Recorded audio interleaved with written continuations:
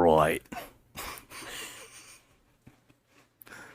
I guess it's time to talk to some bees? Talking bees.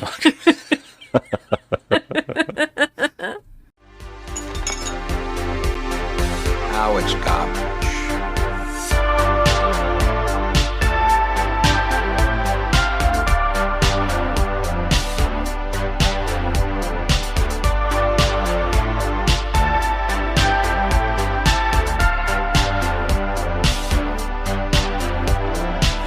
Just another movie night. Hello, everybody. We are Just Another Movie Night, and I am Scott. And I'm Joe. And we today are going to be talking trash. Talking trash. Talking trash Talking indeed. bees. Talking bees. Talking halves. What is that? What is it? Oh, no, not the bees! Not the bees! On Talking Trash, we usually, talk about the movies that, people either say are the worst movies ever made, or just trash, like the bottom of the barrel, the ones that maybe people forgot about. We're in 2024, which is insane, right? Yeah. So today we are going to be talking about this year's Jason Statham film, The Beekeeper. The only thing you know is he's a beekeeper. Directed by David Ayer. Of all people in collaboration, David Ayers, who he started really strong with some interesting ones, like End of Watch. End of Watch and Fury, which are both fantastic films. And then he started going downhill with one of the debatable worst DC Comics movies of all time, The Suicide Squad. Debatable. It's debatable. I think it gets a little too much slack. Flack? Whatever. I think you're going for the F word. It's a mess, and I don't know how much of that is on him because famously they gave it to an editor who was the trailer maker because the trailers were getting so much hype, and they let them edit that movie, and so I think it's kind of like a debatable film. He's the writer. You got to put some blame on him. I don't know if he's the writer. I Yes, know he's he the is. director. He wrote and directed the Suicide I'm Squad? looking at it. Yeah. Well, I mean, apparently there's an alternate cut, and there's a whole bunch of stuff that they might have slapped in the last minute, and I think the people took the movie over. That's a huge debatable one. I've seen some stuff that he had cut out of the movie that made it make sense. A little bit more. There was a whole bunch of stuff with Joker, and it was edited so sloppily. You can tell that there was problems, and the director's cut, you can see, oh, that makes more sense. But we're not talking about that movie today. We're talking about another movie that it goes out of its way to find as many ways to say the word bee. I don't even think it was intentional. I just feel like every word in this film is bee. Behave, Scott, okay? Exactly. Behave, because there's no way for you to possibly forget the name of this film because they drill it into your head over and over. And they don't just say bee. No, anything that relates to a bee. Hive. Queen. I'm like, Honey. honey. It's like it's being a little, Oh. I don't know how many puns I can make in this damn I episode. can't, And I'm I feel like already it's going to come out of over us it. regardless. I look here. This is the weirdest thing, right? This idea, like, there was a time where Jason Statham is just like this guy you want to watch do stuff. The guy puts on a suit. He's always got a shirt, like a button down that's buttoned all the way up with no tie, and a suit. And it's like he'll flex it and then beat the shit out of people in that suit while it's still buttoned. And you're kind of like, all right, I just like watching this man.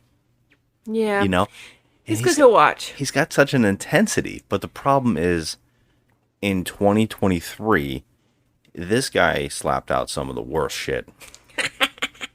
And here we are in 2024, and it's still trickling out. What the oddest thing about this movie, The Beekeeper, is just how tired he seems in this film. Yeah, I mean, besides that, he also is moving a little slower and looking like he's aged. It's so odd because we just saw, and last year we just saw the Meg 2, Expendables 15, and some other thing I'm thinking. I can't remember it at the moment. Oh, what was that movie that we watched?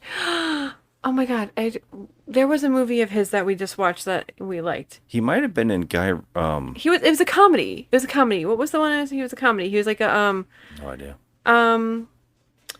Oh my God, Okay. he's like taking jobs. Is this a Meg too? Was he taking jobs as like a bodyguard for like some douchebag that's like Yes. that was the Meg too? No, that was actually Expendables. Oh, was it? Yeah, that was the opening of the Expendables. Oh, okay, never mind. I'm gonna see myself out. Because he got fired and he needed a new job. That's right. That's right there. Okay. I was gonna say that he's in a Guy Ritchie movie last year.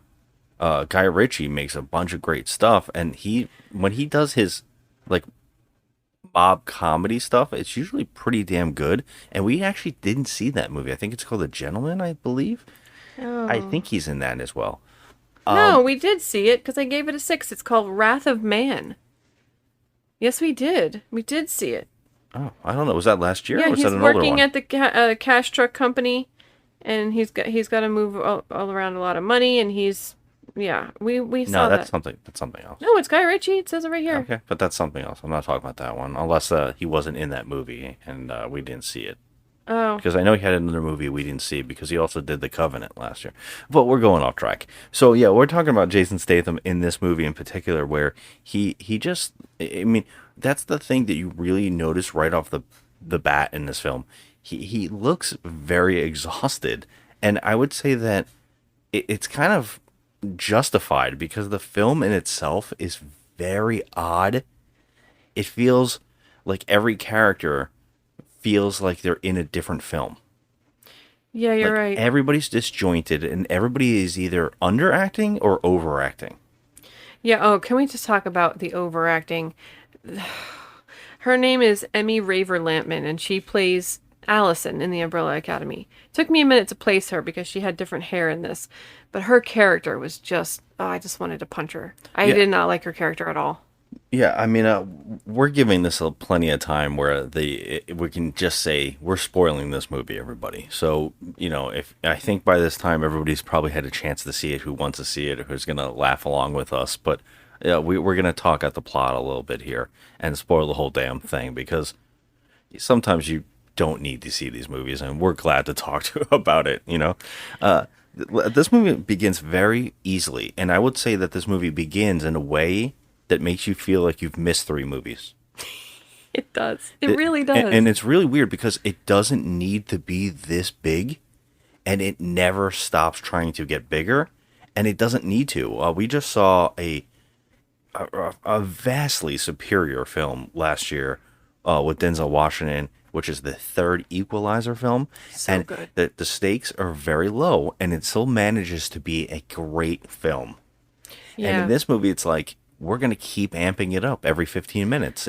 This should be easy. Yeah, I mean, the long and short of it is that Jason Statham is Jason Statham, right? I mean, he's playing his, he's trying to live a private, comfortable, happy life, a quiet life on a farm, and he's a black op. Yeah, I wanted to say that the way that it starts, it makes you feel like you've missed the movie before this that sets his character up. Right. Which is so crazy that the movie keeps going the way it goes. But yeah, we just find him first off, just picture Jason Statham in a beekeeper outfit. It's just kind of humorous It's in very itself. comical, but the way they started out, you're 100% right. The way they just flung into the movie felt like it should have been a pickup from like the first one. We're finding him after being wounded, and he found himself retired. Now he got Yeah. out somehow, and now he's on this farm. And the last one would have ended with him being wounded and finding Yeah. this place. I totally and get that. becoming an actual beekeeper. Yeah. And in this woman that he's renting a place out, which is her barn. It looks like a compound, and she has a giant lot of land, and it's huge. And it seems weird because we actually get to see her bank account, And it's like, wow, she's got a lot going on for her with Yeah. not that much money. Well, since you brought her up, can we please address this situation with Felicia Rashad? Yeah. Okay, this woman, she looks great for her age. She looks really good. She was on the Cosby Show. Yeah. She's a mom on the Cosby Show. But I gotta say, she's very misused in this. Like, she's in it for like a half a second, and you feel so bad for her character. Like, absolutely terrible for her character.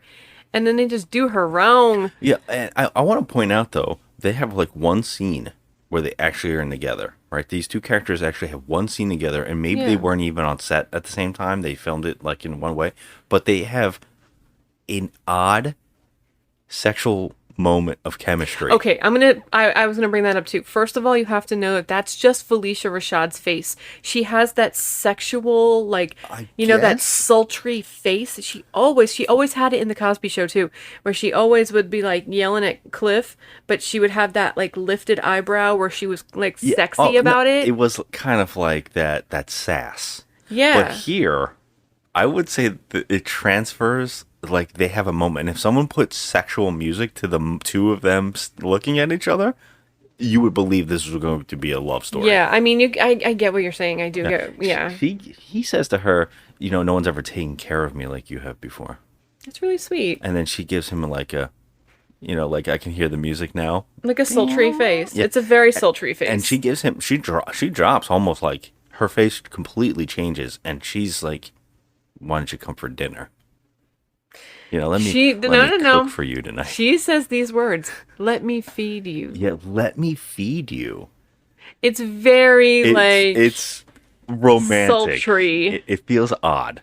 It does feel odd, but I kind of was like, okay, Kind of want it. That's Kind of want it to happen. No, I don't care. She's 80. Let her get a little Statham. Oh my god. Let him show his stinger Oh, and spread the honey. I can't. Sometimes you gotta pollinate. Oh Jesus. Okay, we're done. I'm All leaving. right. Well, let me get. Okay. Okay. What happens is he's like, I'll come. He's basically gonna come for dinner. He doesn't even answer her. It's one of those like mysterious. So he's like that mysterious man, and she goes back to her house, and we have to watch her fall down a rabbit hole of ridiculous choices, where she uses her computer, which has spyware on it, and she calls the numbers on it, and we get to see Looney Tunes comical versions of thieves stealing on the internet. Yeah, they're like, okay, so they're financial like hackers, and this guy, like, it's like over the top goofy. There's like, I don't know, 20, 30 people lined up at computers, like it's like a call center. Yeah. And they're just Everybody's wearing silk outfits. You know what it reminded me of? Wolf of Wall Street, when they were screaming, and they were doing their whole Yeah. thing. That's what it felt like when they were doing their trading and stuff. That's what it felt like But in that scene. I would say that this in Wolf of Wall Street, they're showing you that it's like ridiculous drug use and they're over the top. Here, everybody looks like a Miami Vice villain. Everybody's wearing do. silky outfits, all pastel colors. It looks all like a Color Me neons. Bad video. It is wild. And- We're the 90s kids. But every single person looks like a joke, a parody of. They do. I mean, let's face facts. These kind of people probably would not be stationed in the United States. They would be overseas somewhere. They would be in a factory They of people definitely- stuck together in cubicles. Yes. They wouldn't treat these people good. I've seen videos of people getting back at these people and showing you where they work.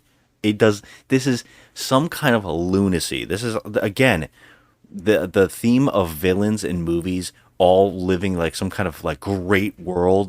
They're, like you saying Wolf of Wall Street, but Wolf of Wall Street in the way of the Suicide Squad at a dance club. That's what this movie looks like. They're on a disco stage with lights, like disco lights and giant screens, and comical fonts are flowing up, like they're throwing up on the screen, like, look at this, we got 50 grand, and it's like coming up in like cartoon numbers. Yes, and they're actually putting the pictures of the people they ripped off on the screen. Yeah, like they're all just so happy I'm and like, high-fiving. oh my god, It's like, like you there's- are the worst humans on earth. Yeah, and it's just the fact that they're all Americans in this room Yeah. made me laugh so hard, because I'm like, I do not believe for a minute this would happen. No, you know what? They all look like trust fund babies. They all look like I guess young, so, yeah. like, especially the main like douchebag. He just looks like a trust fund Yeah. baby. Like, oh, wah, my dad never paid attention to me, nee, that kind of thing. But so, bottom line is, you can imagine what's going to happen here. She's the only person that cares about him.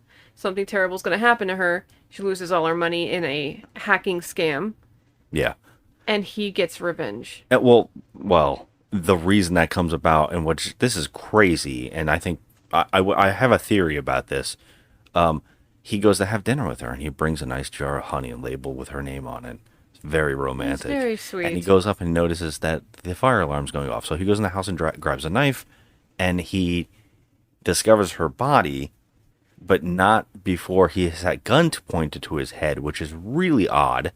That her daughter has shown up at the house and just so happens to be an FBI agent. Yeah. Okay.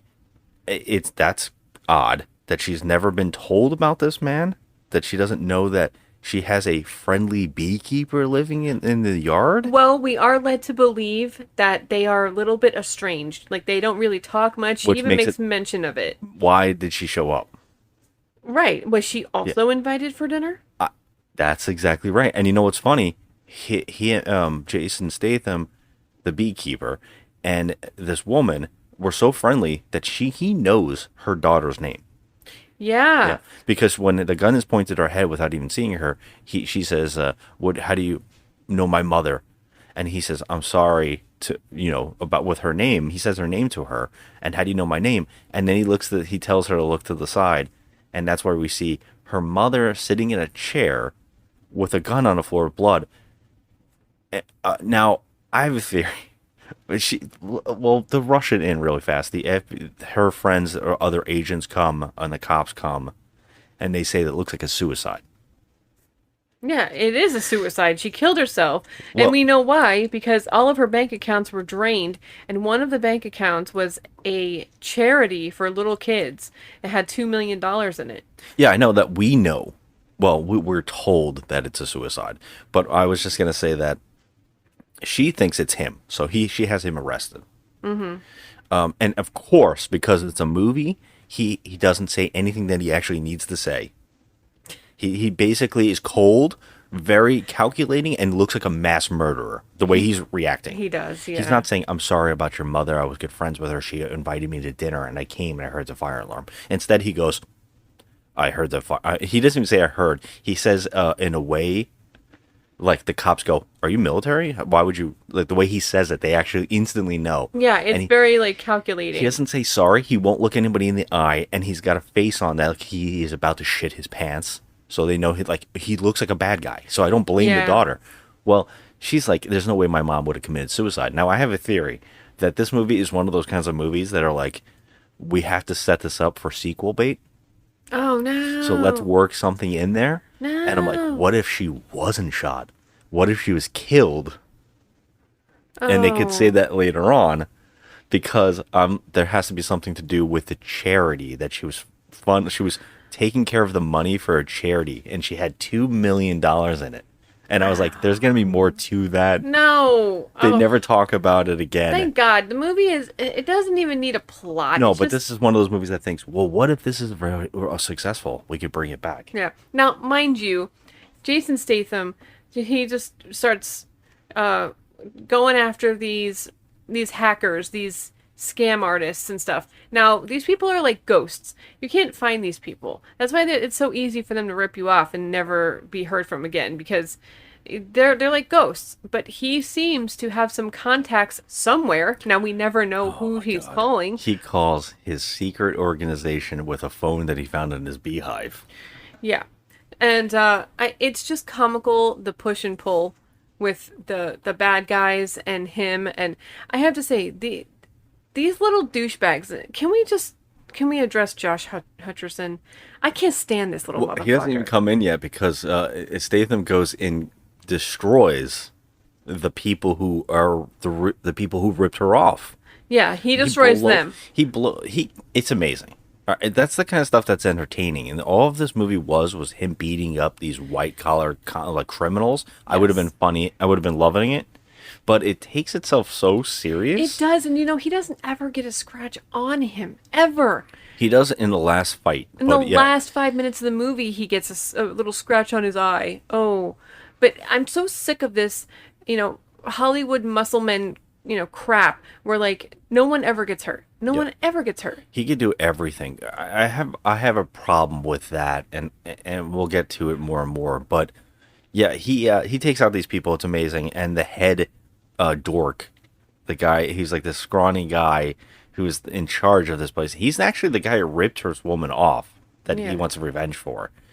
And he that kid, he gets out. He torches their organization. It's like a floor, and it blows up. The moment that someone calls the organization, it'll blow up. So he basically gets everybody out of the building, and they say that they basically he left all the bodyguards that he had beat up. So they all blew up. There's 4 dead bodies apparently. But I would say that if anybody else was in this building, they're dead. Oh yeah, because it blows up multiple floors. Yeah, it was a pretty big explosion. Yeah, I'm a beekeeper to protect the hive. Sometimes I use fire to smoke out hornets. This is a multi-million-dollar operation, asshole. Okay, so you can't come up here white knighting. Will you stomp his ass out, please? Well, he takes them out like branch by branch. There's like 20 different as the movie goes on, but this kid calls Josh Hutcherson, which you wanted to point out. So I just want to let you talk about him. Oh my god. Okay. First of all, he looks like a 90s nightmare. Everything about him, like his outfit, he just looks like he stepped right out of the 90s. Like somebody like, when I mentioned Color Me Bad earlier, literally looks like that. Looks like, how like the Wayans used to dress on In Living Color, like with the silky shirts? He looks like that. But he has the worst haircut ever. And he's just a little douche. I just don't know. It's again the problem of it not being like more like reality. Say the kids in Succession, where they're in suits and they're trying to be these big, but they're douchebags, but they're still playing the game correctly. Right. This is going the way of no. Everybody is like Silicon Valley parodies, and so of course he's like Facebook. He's like a Mark Zuckerberg. He's on a skateboard. He's got people doing the rings on the bowls. He's got a sushi chef. I mean, it's just so stupid, and he's dressed like a goddamn idiot. He looks like a nightmare. And so of course he's the big guy. Apparently that's why that guy calls him and says, look, this guy came and blew up your station. And he's like, oh shit. And this leads him to call people to help. He calls. Now this is mind blowing. This movie has famous people in it. 3 majorly wasted actors. We're talking about Oscar nominated actors. We're talking Jeremy Irons. So Jeremy Irons gets a call and he's telling him, hey, I need your help. And then he tells him, no, I don't want to be anywhere near your criminal stuff.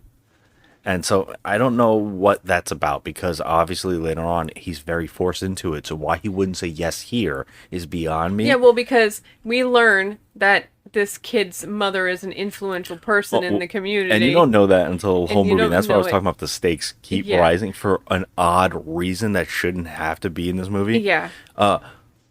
He tells him no, so it forces him to tell his underling, hey, you take care of it on your own. Now, I love this because this kid, they figured out that the last people that he ripped off, one of those people, they go to the house, it's this woman, they see his truck. So they go after him, but not before they have to shoot his beehives. I thought it was going to be super amazingly funny when they did that, because there was like 6 beehives lined up next to each other, and they just like machine gunned the hell out of them. I thought the bees were going to fly in the truck and they almost looked like they were going to. And they didn't. And I'm like, oh, motherfucker. And I'm not going to lie. I want these bees to do something. Yeah, I'm not going to lie. I'm mad that in this movie he never uses the bees. No, you would think that he would, because the whole situation is just like, the whole movie is based around these bees, And they want you to know that, yeah. oh, they drill it in your skull. So And Jason Statham only talks in bee talk. Like, I mean, he's not like he's buzzing, but I'm saying that he won't stop saying, "Oh, I'm the beekeeper." That's all he keeps saying. The hive. I have to clean out the hive. Stuff like that. I have to make honey. That's it.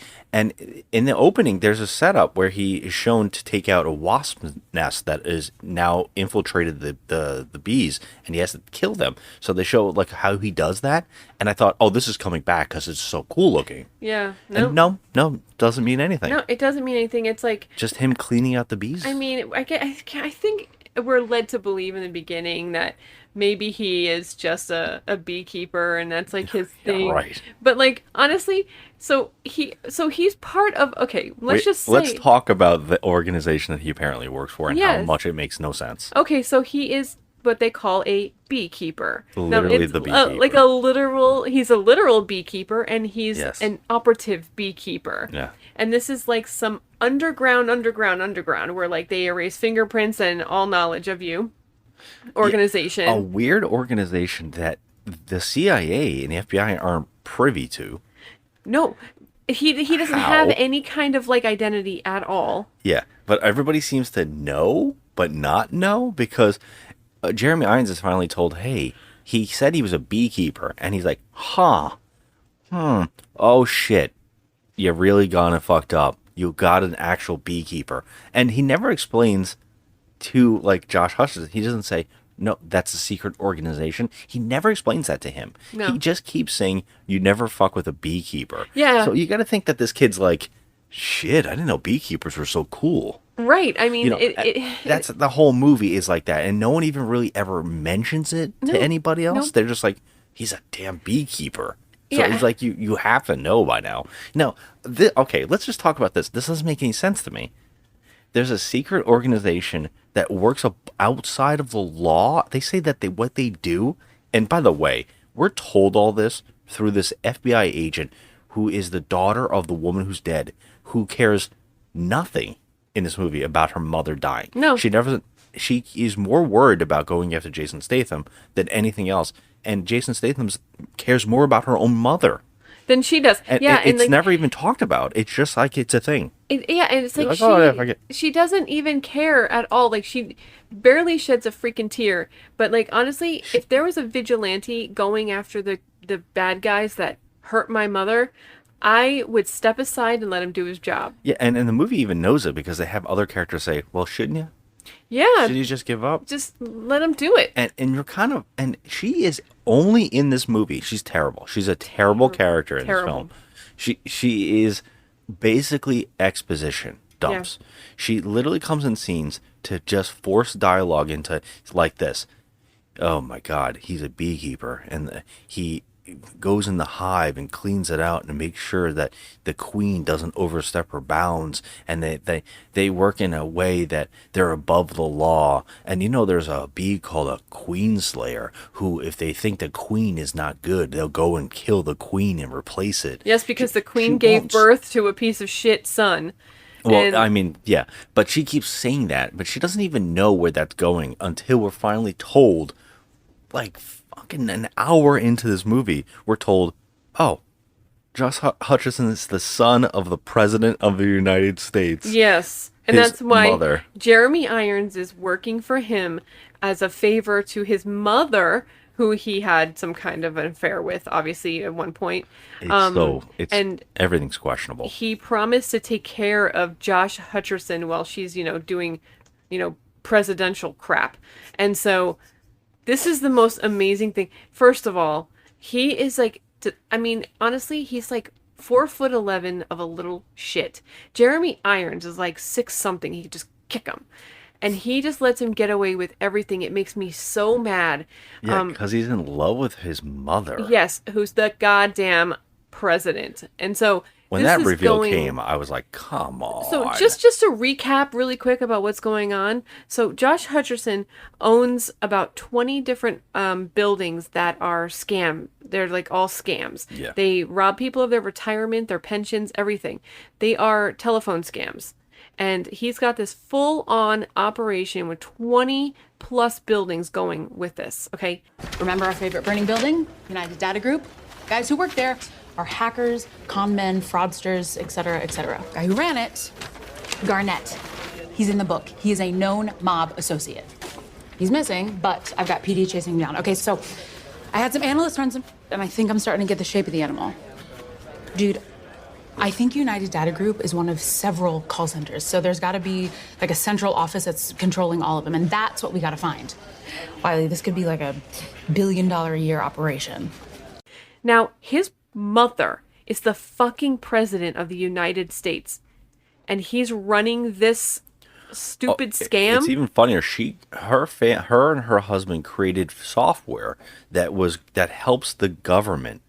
They're virtually like these big people for security for the United States, and he took that software and under their nose, no one knows about this, stole money from people to funnel her campaign to push her to be president. And she didn't know a damn thing about it. And nobody seems to have known until all this stuff comes. And this one FBI agent and her partner who has kids, that's his character. That's it. Mm-hmm. He has kids and he's there to say things to her. That's it. These two people accidentally discover all of this. They just uncover this so easily. Yep. And we don't learn how they discover it. It just comes. They go, at one point they just go, yeah, it turns out the money funneled the presidency. And you're like, how'd they figure that shit out? Who knows? Who cares? Let's move on. Yeah. That's the whole movie. And I have to keep talking about this organization, that Beekeeper organization, because it doesn't make any sense to me why any other organization or government would allow this to exist, and because they have no one to work for. My favorite part, though, is that first off, a beekeeper is allowed to retire.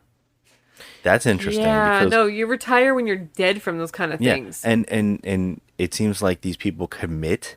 Now, my favorite bit is that they go, okay, this has gone too far, and the only way this happens is that Jeremy Irons calls Minnie Driver. Okay, that is another wasted actress. This is odd. She's only in this for about 5 minutes. But she has literally no point. Yeah. She is, I guess, some head up in the government. She works for the CIA. She's standing in front of the big gold emblem, remember? Is she the new CIA head? No, she just works for the CIA. No, she had to be a bigwig because he doesn't work there anymore, Jeremy Irons. He used to be. Oh, well, it doesn't even matter. It doesn't matter, but he calls her for help, and she's like, A beekeeper? Well, that's not good. oh, it's a beekeeper? Oh my God, you're in trouble. No, we got the beekeepers are going to send their new beekeeper to take out the old beekeeper. Right? And so you think, oh, that's cool because that means there's going to be another Jason Statham. Yep. Because this person, whoever got that job, has to be the best. Nope. We get another cartoon villain. She is. She looks like Prince in the Revolution. Again, this is a person who doesn't exist in the same world as some of the other things that are happening. Oh my God. Where did she come from? First of all, she looked like she popped out of Cool World. Yeah. And she has like this long, like purpley, like bedazzled coat. It's a giant trench coat, a pink trench coat. She looks like one of the bad guys from Gem. Yes, she looks like a misfit. A Excuse me, misfit. don't ever say bad guys. Say misfit. The misfit. Or Sorry. get out of my house. Thank you. I just couldn't get the name. You're fired. Jeez. Out of my way, keep out of my way, out of my way. I ain't playing around. Out of my way, keep out of my way, out of my way. I got to cover ground. I got what it takes, and I'm on the attack. Going after the prize, and nothing's gonna hold me back. Yeah, she does. I'll use synergy and all. She looks like a cartoon. And she's a there to... cartoon villain. It should have been Ruby Rose. Again, it was like, is this going to be Ruby Rose? Oh my Nah, God. it's a Oh my knockoff. God.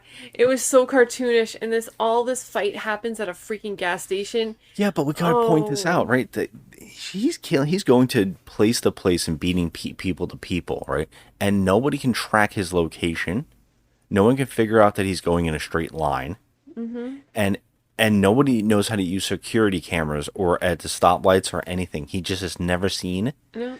And he goes to a gas station. All right, that's his plot. He's gonna just goes to a gas station, and this is where she just shows up.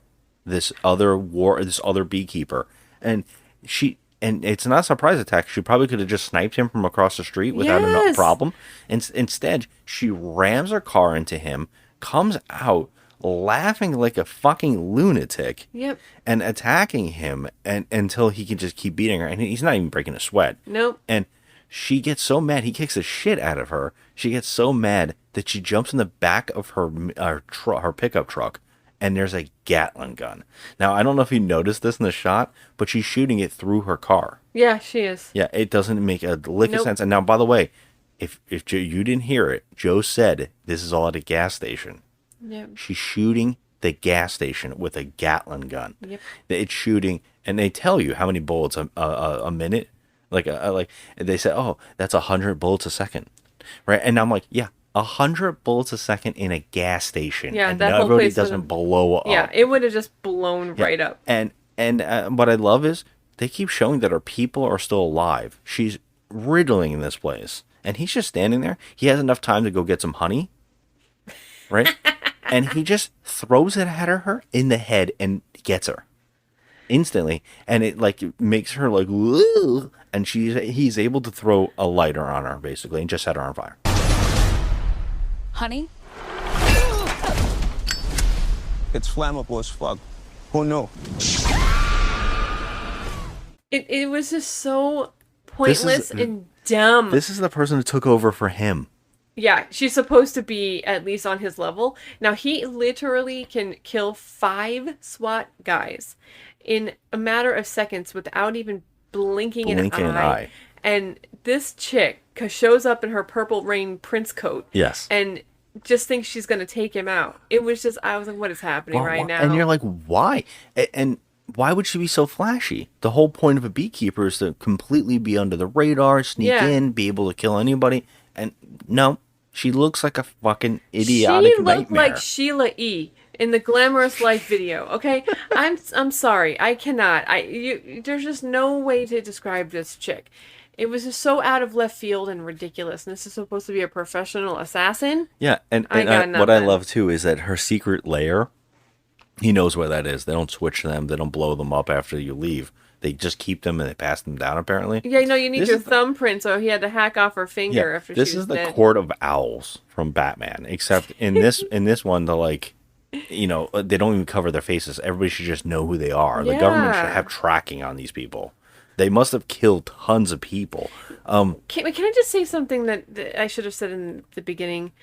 Okay, so these organizations, these hackers, these companies that Josh Hutcherson has.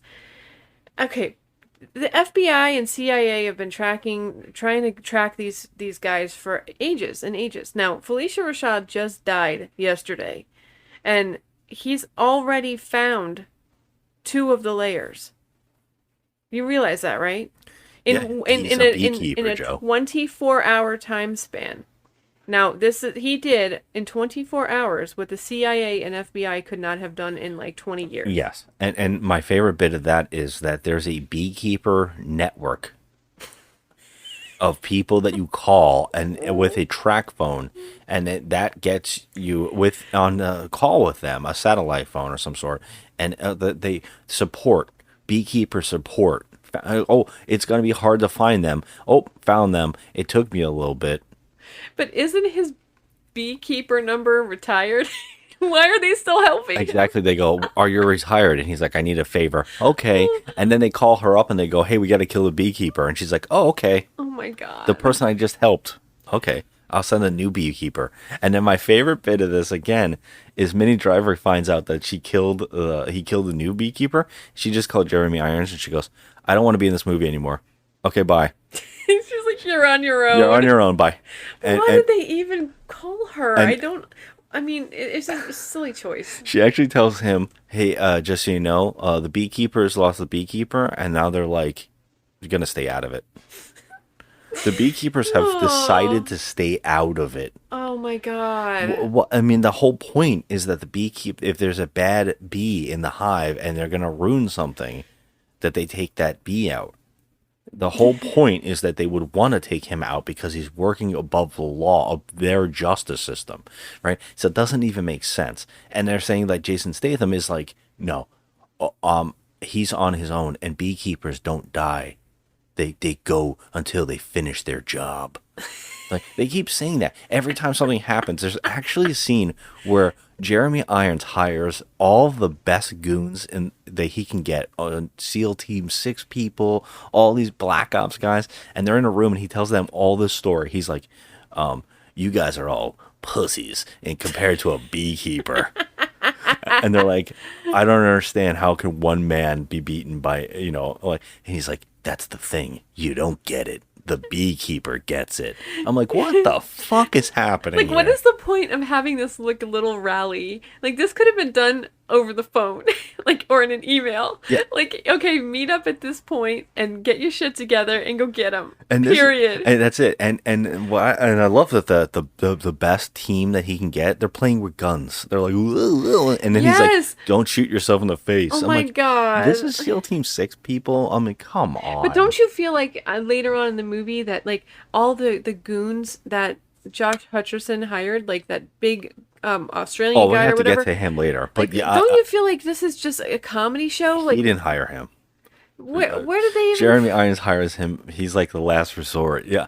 And I got to tell you, that's the funniest bit. I was like, the president doesn't have some kind of secret organization on their own to hire. They don't have their John Wick to come in and fight the Right. beekeeper. Yeah. Like, the president doesn't have anybody. Jeremy Irons secretly has to get these people. But they're like seriously like straight out of like a YouTube video or something. Well, we got to get, yeah, we got It's so comical. I'm like, what is going on? that's where we're going. They're on their own, and they come up with the plan. Josh Hutcherson and Jeremy Irons come up with a plan. Like, let's go hang out with your mother. Because if we're around your mother, he can't come after us. Yeah. Because she's the president, and the beekeeper would never go after the queen bee. You know, And then he does. They go to a party, and Jeremy Irons now hires what Joe was just talking about, which is, I guess, his last resort. Probably the big payday. That's probably why he didn't do it originally, because it's probably too expensive. Because this is the man who has killed a beekeeper in the past. yeah.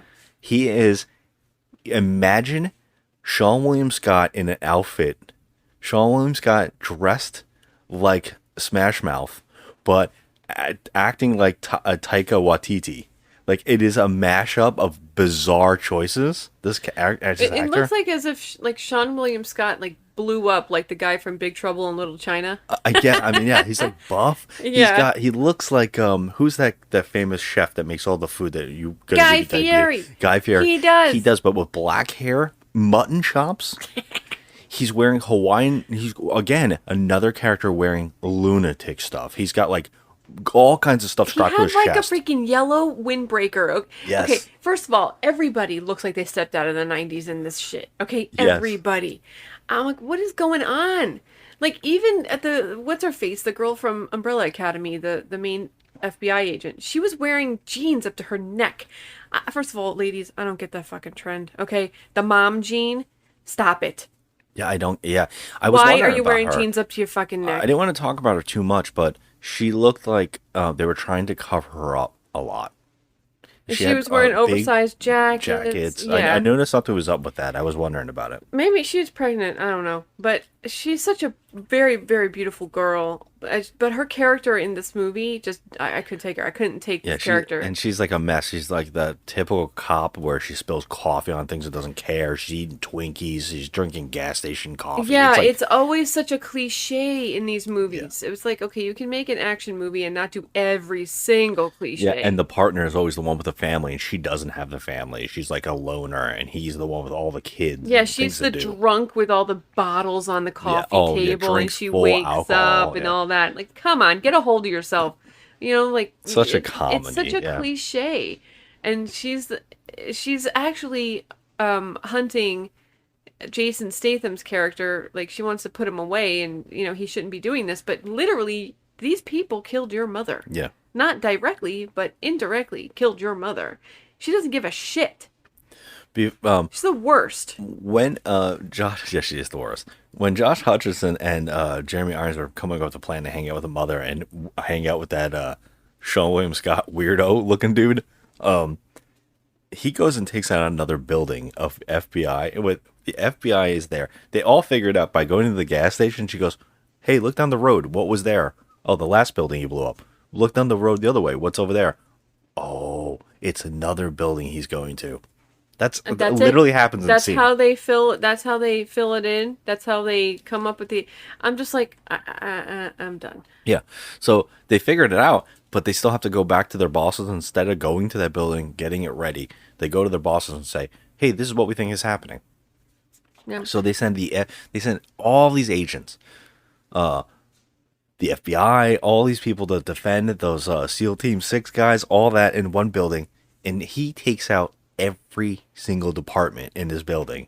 Yep. And I would say that he kills tons of FBI people. So Oh he's my killing God. good guys. That's what I said to you during the movie. I was like, he dropped an elevator where one guy got slashed in half. These are those are the bad guys, SEAL Team 6 bad guys, like the mercenaries. Yes, but it still, is very odd because I'm like, he doesn't know who he's killing. That's true. They are all in the same kind of outfit. And He could have killed her daughter because she's there too. yeah. Like he's just killing people left and right, and law enforcement officers and stuff like. So he's just gone right out of his mind. He's killing everybody. It's not even anything to do with these little dweebs on the freaking hacking the computers and stuff. It's not even about that anymore. Yeah. He's just going bonkers, and he doesn't, like I said, have a freaking scratch on him. He's literally taking out all of these FBI trained SEALs, and he doesn't have a goddamn scratch on him. Yeah. It's just, all right, enough already. First of all, Jason Statham is not a young man anymore. So, he'll get his ass kicked at least a little bit. I mean, even Denzel Washington gets freaking shot in the Equalizer movies. I mean, come on. He still gets hurt. He's not invincible. And I can't stand it when these action stars have that little clause in their contract that, no, you're going to be the victor. You're not going to get hurt. You're not going to have a scratch on your pretty face. Fuck that. Yeah, he does allow himself some stuff, but not too much. He still looks like a saint. Yes. It's like, come on. Can you please whip out your notebook and take notes on Die Hard? God damn you. Well, that's the problem, right? So he takes all those people out, and that's when they move to that wherever, the Martha's Vineyard or whatever the hell they are. And this is my favorite. They know someone's coming to kill them. The president's there, right? Secret Service is there. The FBI is there. Everybody's there. And they also have these crazy new mercenaries that have actually killed a beekeeper. And they have a truck full. They drop off what looks like a bunch of Lemmys from the band, his band of a Motorhead. Yeah. They all jump out of a truck. There's like a whole That's what bunch I'm telling of you. guys that look like biker gangs come out. They just went to a biker bar and got some extras. Yeah, and this is at the presidential, wherever their beach house, whatever the hell this place is, right? They're at a beach house, right? And they have a party going on. Why are they having a party? They know someone's coming to kill them. A freaking trained assassin. Yeah, and they never thought this party guests might be a problem. Yeah, you're having a party? For Yeah, what? There's a who's bunch throwing of this party? elitist freaking morons at this party with their little stupid dresses and their cocktails and all this. It's baffling. What is happening at this party? And there's like a DJ. It reminded me straight out of like a total 90s movie, like Can't Hardly Wait or something like that, where there's just a bunch of teenagers hanging out at a freaking mansion. Yeah. That's what it felt like. This movie, what happened here? Yeah, What happened? and I love that they're facing the ocean. Yeah. Now I'm thinking, oh, he could just fly a helicopter in, or he can shoot a missile from somewhere, or snipe them, or anything. And there's no boats. You don't see the Coast Guard surrounding this place. This is the President of the United States, Right. And there is so many entries to this. Yeah. And they're welding sewer caps on and all this stuff. And the way that Jason Statham, whatever his name is, the beekeeper gets in there, the way he gets in is preparing with a skateboard to get under a truck.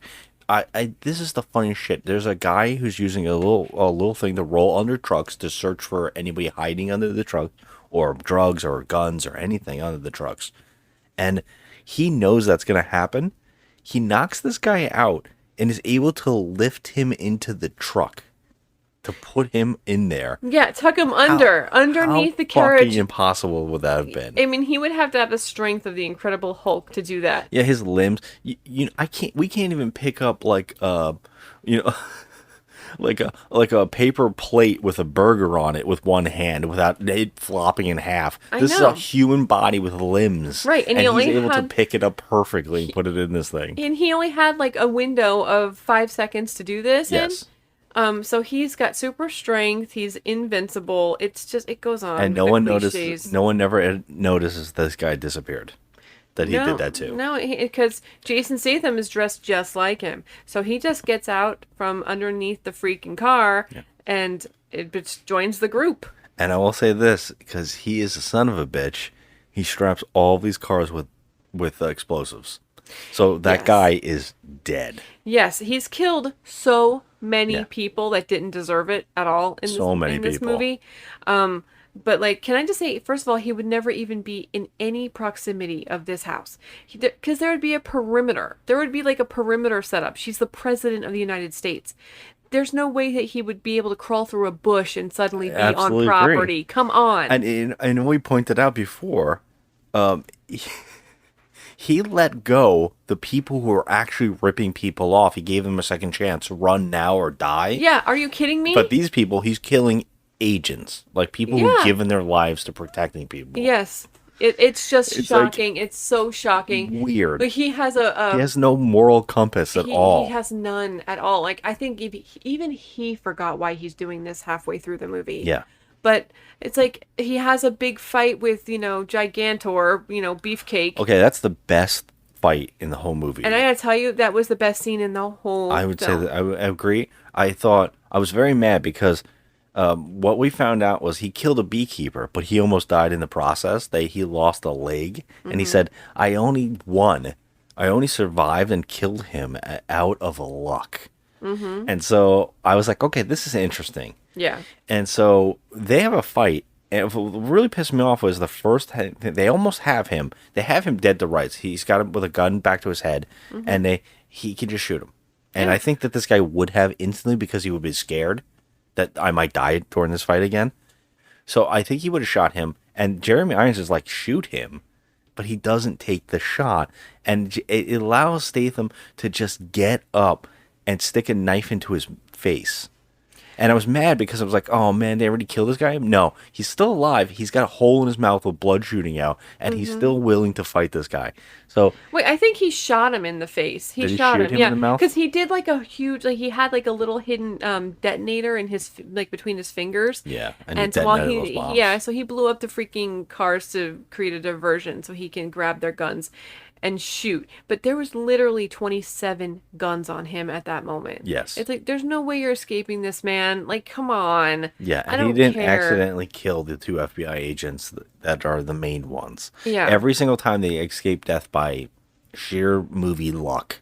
It doesn't make any sense that nothing ever kills them. Dumb. Like, come on, man. Like, I can't take it anymore. Like, and then at that scene where they do have the fight. They do have a fight in a hallway of like glass. Mirrors. Yeah, mirrored. The walls were mirrored. And I gotta say, it looked good. It looked good. And what I really like about it is they're almost evenly matched. The only reason this guy dies is because he has no leg. Yeah, I mean, he pulled a cheap shot. He knocked the leg out from under him. And he still keeps going. He does. He refuses to die. Yeah. This is very reminiscent of the fight in the Raid 2 where he's fighting baseball bat, Hammer Girl and Baseball Bat Boy. Yeah. He's fighting them in a room full of a hallway of mirrors as well. Yeah. And it's almost reminiscent of like they borrowed from that. It's actually well done. It's well choreographed. It looks great. And Jason Statham is wounded here. He's stabbed in the chest. He finally gets hurt for once. Yeah, he is stabbed in the chest, and he still gets the upper hand and is able to kill. Oh, he stabs him in the gut. Yes, Yeah. and not in the chest shot. Yeah. So yeah, he gets the upper hand, takes out Gigantor, and then he has to deal with Josh Hutcherson. Who now has revealed that he did all that stuff that he did, and the president had no idea, and now she wants to come out and tell the truth, and if they go to jail, they'll go to jail, but she thinks it's the right thing to do because she actually cares about people. Oh yeah, okay, Which that's believable. It's a reveal that she actually is a good guy. Okay, but is she though? Yeah, in this scene, she's saying yes, she is. And she's willing to risk life and limb for her stupid ass son. Like, that's an embarrassment. She's willing to shame herself as the president of the United States. She said, I think it's the right thing to do, and that makes him shoot the second head of the FBI in the head, and then put a gun on his mother. Josh Hutcherson does that. I was in shock. I was like, I know this guy's a little peewee, but I didn't think he had it in him. Yeah. You know, he just looks like the guy. He's the guy that's hiding behind the bigger guy. You know, like, he's just a little shit. He still is a little shit. He does put a gun on his mother and actually goes to shoot her in the head. But oh my god, I thought he was gonna shoot her. Statham just shoots Hutcherson in the head to stop him from killing the president. Yep, and that's the end of it. And it's like, okay. Well, the FBI agents are there, and before this all happens, the one agent tells his partner that she should actually be on his side because he's the only one doing anything about these people. That's true. I mean, she's standing. Okay, first of all, this character that, you know, whatever, I don't know her name in the movie, but she's Allison from Umbrella Academy. She's like, she has nothing to do here. She's just that cliche FBI agent. The exposition dumps. That's all she's there for. It's really embarrassingly weird. It is. And then she doesn't fit in the movie either. She gets bad one-liners and always bad jokes. It's just not. It's not a good look on her. It's not. But yeah, this movie. Statham is able to get away. I just gotta say this real fast. Statham he gets away by jumping out of a window. Oh yeah. She puts a gun on him. She allows him to leave. And there's no one on the lawn protecting the president of the United States. Nope. He's able to just get away, go down the beach where he hid a perfect swimsuit. Well, it was a whole backpack with a whole scuba diving gear set in it where he can just retreat into the ocean like Godzilla and say, "Peace out, homies." Meanwhile, all being stabbed in the gut. Yes. He's fucked up. He probably has a concussion. Yes. And he's just going to go swim in the ocean. That's it. All right. Well, Finn. Thank you. The credits started rolling. When he jumped out the window, Joe, there was a hope in my mind that he was going to fly away like a bee. I just wanted to see it. And I was and like, he had some wings under his jacket. Someone needs to edit that at the end of the Beekeeper, he just flies off. God. Oh.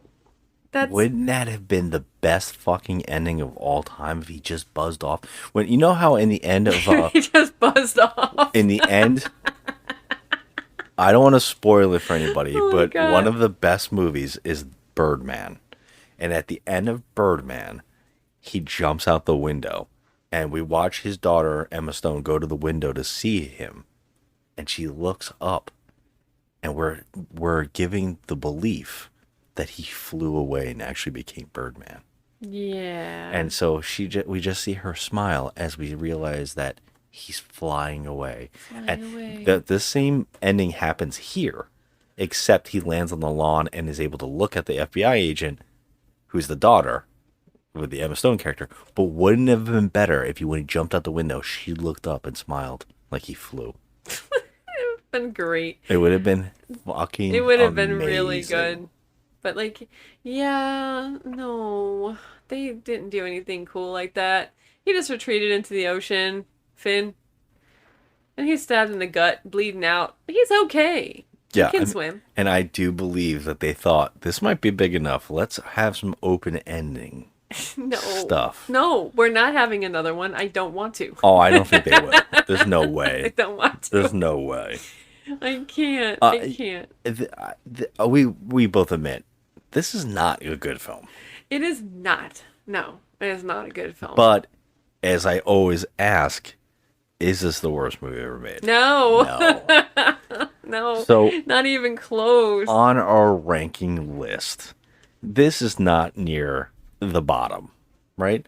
this would be very far back on our list of ranking the worst movies we've seen on this podcast Oh so yeah, far. yeah. So I mean, do you think this is better than the Mortal Kombat remake movie? No.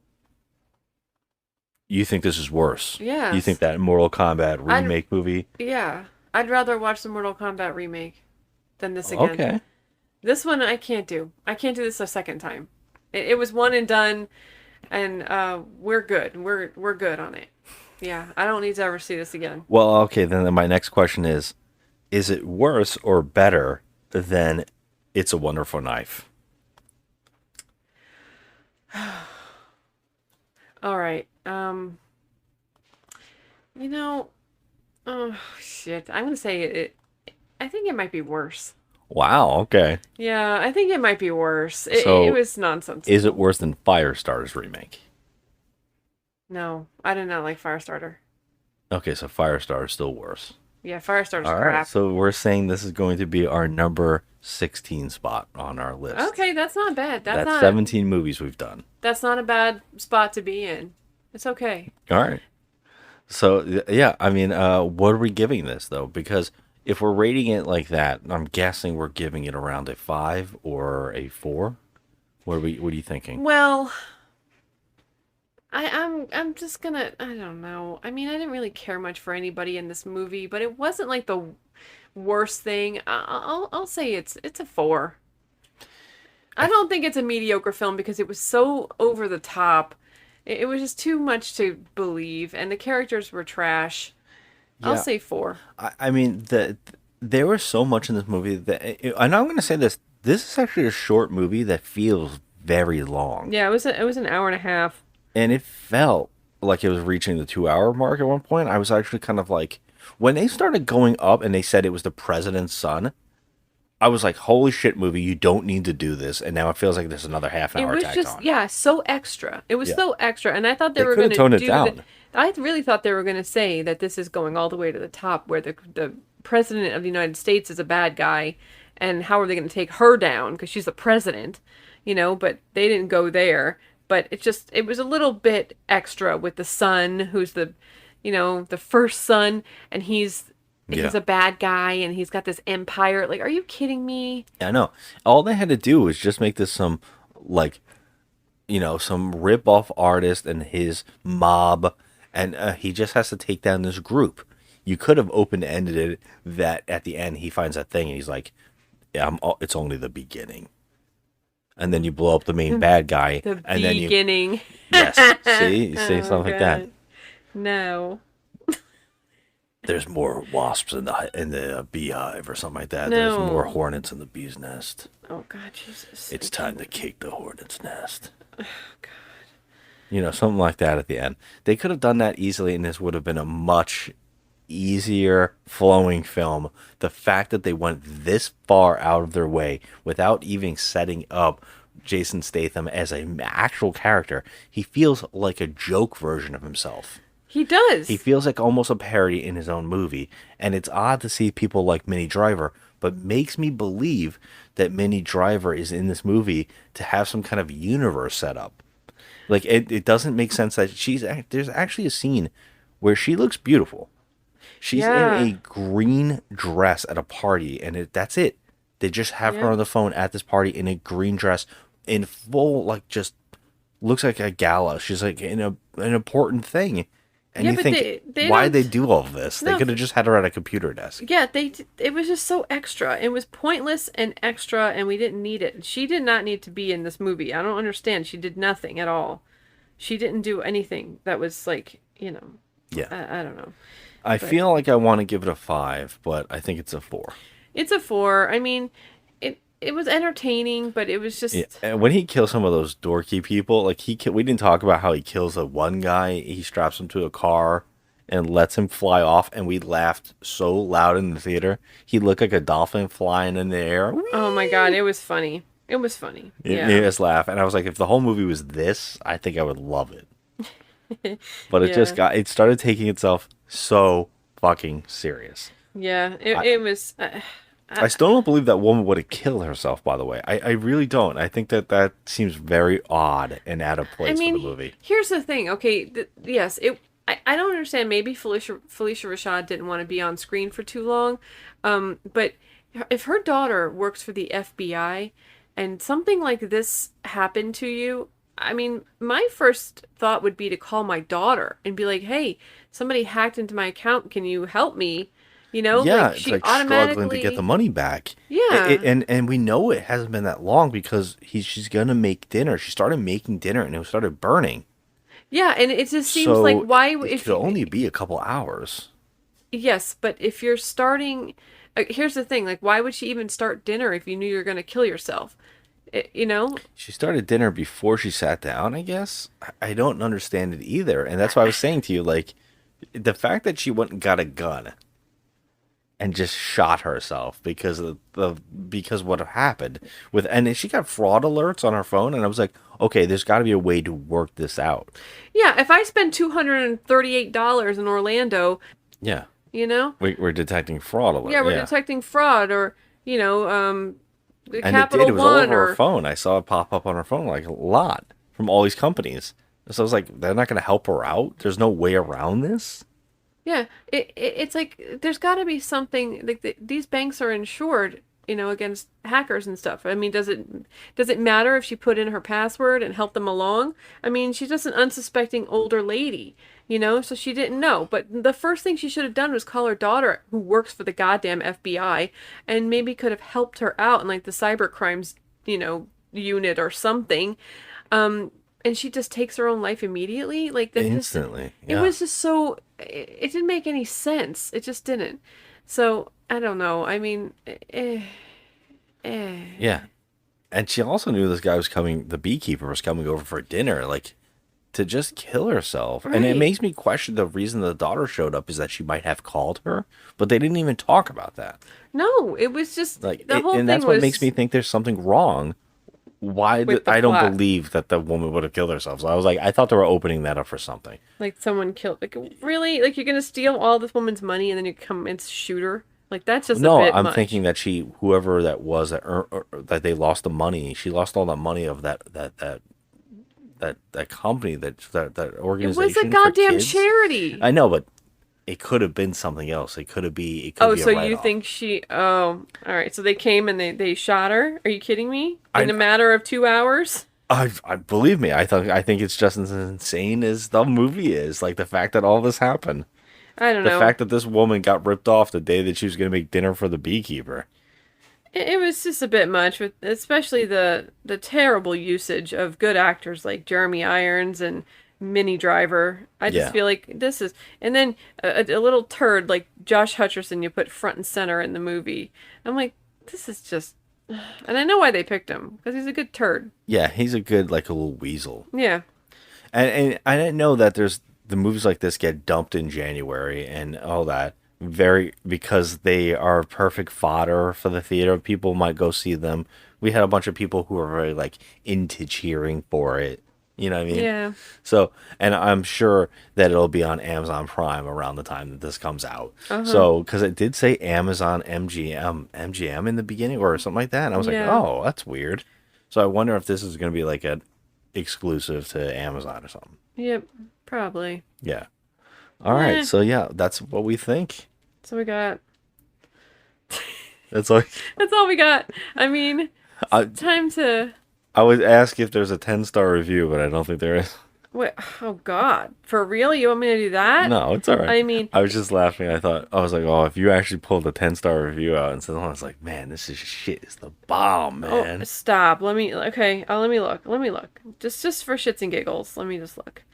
All right. See all user reviews. I hope there's a lot of bee puns in the damn reviews. Yes, there are 10-star reviews. Oh, There I are knew it. several, and yes, we're a whole page worth of 10-star reviews already. Oh boy, there's a lot. There's a lot. So let's see if there's any puns. Let there be light. There's that. Yeah, that's pretty much it for the puns. The fact that someone gave it a 10-star God bless him, man. Honestly. Righteously kick ass. Amazing. Great action. Stop a scamming world today. I love it. Refreshing. Oh, I can't do this anymore. Can we be out? You want to be out? I want to be out. All right, everybody. Thanks for listening. Have a good one. Bye. Beekeepers is a special program outside the chain of command. I protect the hive. When the system is out of balance, I correct it. We have laws for these things. Until they fail, then you have me. You are a problem. Goddamn right, I'm a problem. Oh, behave. Yeah. Yeah, baby. Yeah.